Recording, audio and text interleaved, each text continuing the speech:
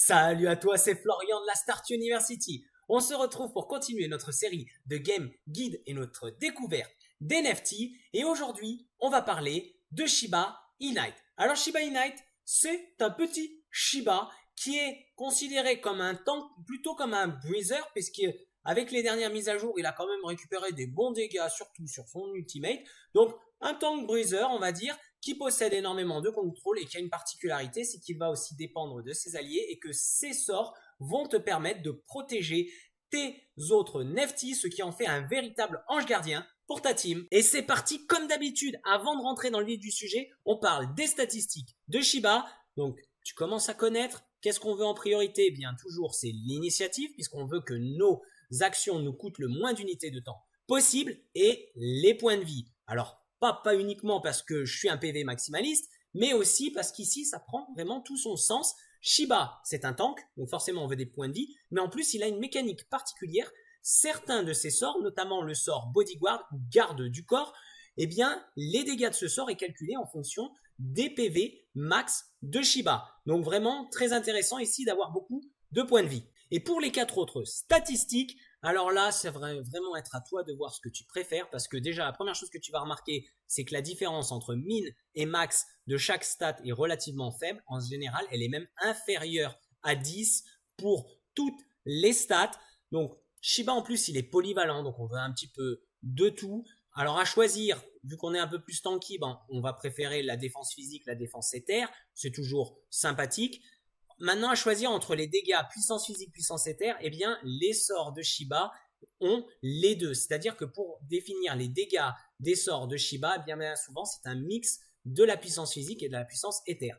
Quitte à choisir, on va les préférer la puissance éther, puisque le ratio qui augmente les dégâts des sorts par la puissance éther est plus important que celui par la puissance physique. Donc vraiment ici, c'est à toi de voir ce que tu préfères et aussi en fonction des NFT que tu possèdes. On commence par son passif Garde Meute. Très simple à comprendre. Eh bien, en fonction des points de vie manquants de tes Nefty alliés, tu vas gagner un pourcentage de bonus jusqu'à plus 40 de puissance physique et plus 40 de puissance éther. Et en plus, comme tu peux le voir, eh bien, ces points de mouvement sont uniquement de 2, mais si tes alliés perdent beaucoup de points de vie, eh bien, tu vas pouvoir te déplacer jusqu'à 6 cases par tour. Donc vraiment un passif qui va dépendre entièrement des points de vie de tes NFT alliés. Première capacité, coup de canin. Donc sur un NFT au corps à corps, tu vas pouvoir lui aboyer dessus. Alors ça peut être un NFT allié comme ennemi, bien que je ne vois pas l'intérêt de le faire sur un NFT allié, peut-être pour du positionnement, mais même là,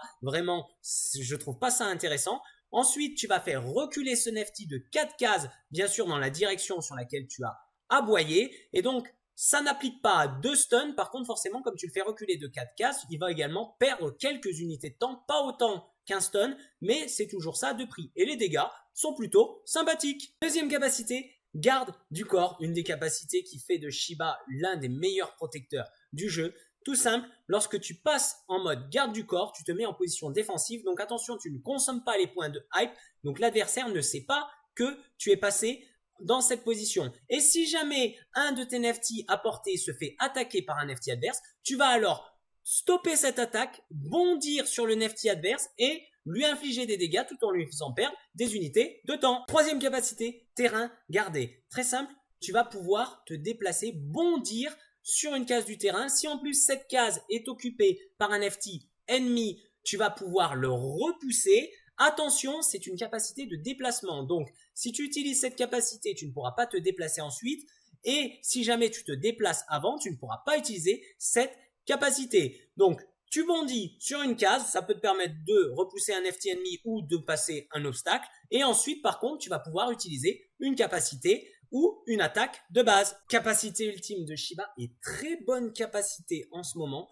Gros waf. Simplement, contrairement à sa capacité numéro 1 où tu vas cibler ton aboiement, ici tu vas aboyer et repousser tous les ennemis dans une large zone et les faire sortir de cette zone. Donc déjà tu vas les repousser relativement loin.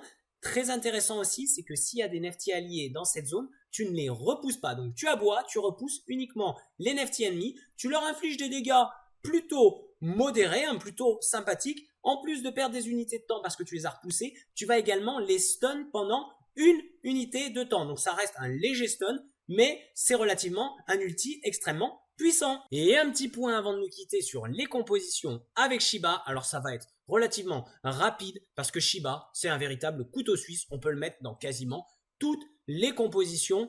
Celle que j'aime bien en ce moment, c'est Shiba avec 2 DPS. Donc ici, Deep Bytebeat, c'est ce que je joue le plus en ce moment. Ça peut être remplacé aussi l'un de ces 2 DPS par du Yonika, du Zoo. Vraiment, Shiba est là pour protéger ses DPS et pour contrôler le terrain. Il y avait une compo qui était très forte passé un temps, qu'il est toujours encore, c'est avec Block et Dino, parce que là on a énormément de contrôle et on a du sustain, et du coup on est un peu dans la compo qui va jouer en mode late game, et on va résister le plus longtemps possible et gratter les adversaires petit à petit. On peut également avoir à la place de Block Zoo. Pourquoi? Parce qu'on a énormément de contrôle, donc forcément on va pouvoir plus facilement protéger à la fois son Zoo et placer son ultimate. Donc vraiment, Shiba, on va pouvoir le retrouver dans la plupart des compos, donc ici je vous laisserai tester. Et bien c'est tout pour la vidéo d'aujourd'hui. J'espère qu'elle t'a plu. Si c'est le cas, n'hésite pas à liker et à t'abonner. Et on se dit à très vite pour découvrir un nouveau NFT.